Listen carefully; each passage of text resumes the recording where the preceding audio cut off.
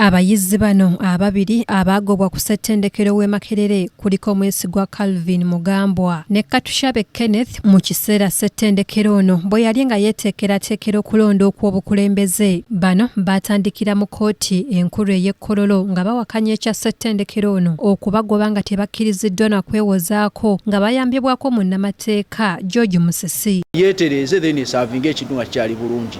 Naye university ngezezzaako okutambula wano nawali nfuna okuyambibwa kuganye twagenda mu hearing eya disciplinary committee era ensonga emu nesindisaayo omusango gwange okuddamu kugutunuulira. Olwaleero oludda lwa ssettendekero w'Emakerere nga lukulembeddwamu bannamateeka omuli Anyango Christine ne Hudson Musoke bawaddeyo okuddamu kwabwe ku musango guno era nga munnamateeka George Musisi asabyeyo obudde okuyisa mu biwandiiko bino.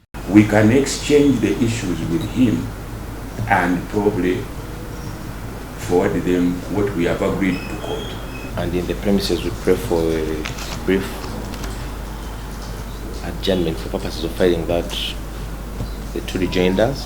Omulamuzi ali mu mitambo gy'omusango guno mu kkooti enkulu Boniface Wamala bannamateeka b'Amakerere bamusabye ensonga zino bazikkaanyizeeko wabweru wa kkooti era bano nga bayita mu muwandiisi wa ssettendekero w'Emakerere Yusuf Kirunda bategeezezza nti abayizi bano be baategeka okwekalakaasa okwafiiramu omuyizi owa Christian University wabula ng'ate bino byonna bwe byabeererawo ng'abayizi bano baali baagobebwa dda ku ssettendekero ono. Kubanga tulowooza nti Vice Chancellor yakozesa bwe obuyinza bwe okususpendinga abayizi nga tasoose kunoonyereza tasoose kubawuliriza naye ate n'abalagira basooke batuule ewaka era ekyo kyetuwakanya era tulowooza nti kkooti bwe neeba emaze owulira omusango ejja kusala nga ekkiriziganya naffe. Okusinziira ku Katushabe Kenneth newankubadde nga bakkiriziddwa okukola ebigezo bino tebannasasula nsimbi za bisale kubanga abalina okuzibawa baagala ekiwandiiko ekikakasa bino. Kati engeri nti erinnya lyange lyalikoleddwamu ensobi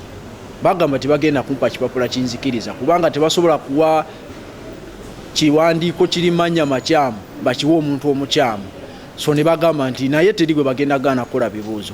Ekyo kirungi naye ate ekibi nti okukola ebibuuzo weetaaga okuba ng'omaze okusasula school fees gw'ogenda okusasula ng'omaze okutwalira saponsi ekiwandiiko ekiraga nti kituufu ddala toli ki suspended oba suspension yeekukkiriza okukola ebibuuzo oba saponsa wange ye kyayagala nti akuwa essente ogenda okola ebiki ebibuuzo kati bwe obuzibu obuliwo. Era ono akyemulugunya ku ngeri gye yagobebwamu nga kati ayagala akulira ssettendekero ono w'Emakerere Profesa Barnabas Nawangwe ayingire mu nsonga eno.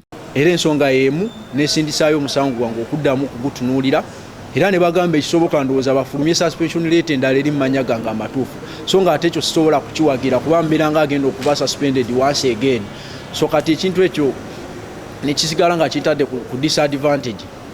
Essaawa zino nina saponsa wange. Munnamateeka wa bano George Musisi agambye nti bakola ekisoboka kyonna okulaba ng'abayizi bano bakola ebigezo byabwe era ssettendekero erina okubasasula ebiseera byabwe ebyonoonese era ng'omulamuzi wa kkooti Boniface Wamala ataddewo olwanga 28 omwezi ogw'Ekkumi omwaka guno okuwulira omusango guno nga n'okwogerezeganya kwa bano wakati w'abayizi ne ssettendekero bwe kugenda mu maaso. Weereddwa amabaluwa nga bakkirizibwa okukola ebibuuzo nenga suspension tejiddwawo era amabaluwa gabagamba nti bakola pending suspension kitegeeza nti suspension tejiddwawo era ku university balina kubeerako nga bakola bukozi bibuuzo. Kaakati ekya Kenneth ye ate kirimu ensonga endala nti n'amannya n'ebimwogerako byonna baateekamu nga tetumanyi ani mutuufu gwe boogerako. Tugenda kugezaako okwogera ne lawyer wa university aze mu kkooti tulabe nga kisobola okukonjoolwa ng'olunaku lw'okukola ebibuuzo terunatuuka asobole okutuula ebibuuzo bye. Omulangira Junju Moses yakusakidde eggulire lino ku lwa KTV amalindirire.